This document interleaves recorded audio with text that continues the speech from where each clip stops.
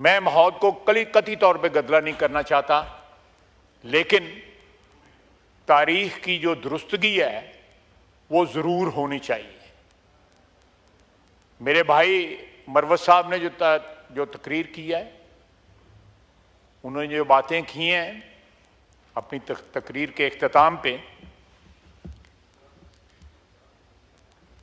बने सच्चे बने, तो मैं समझता हूं कि जो सियासी कारकुन होता है वो जब इस किस्म की दास्तानें सुनाता है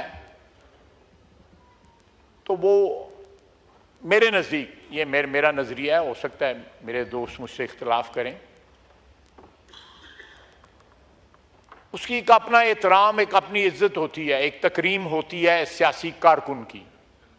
जो हमारे मुल्क में जो आहिस्ता आहिस्ता मफकूद होती जा रही है। वो जब इस किस्म की दास्तानें बयान करता है, जुल्म होता है, ज्यादती होती है। राना सनाउल्लाह के साथ क्या हो रहा था, शहबाज शरीफ के साथ क्या हो रहा था, मरियम नवाज, मियां नवाज शरीफ के साथ क्या हो रहा था, मियां नवाज शरीफ, जी मैं लेता हूं, बिल्कुल नहीं, बिल्कुल मेरी बहन है, मैं ले, कहीं कोसार में और किसी और जगह इकट्ठे मिलके बैठ भी जाते थे,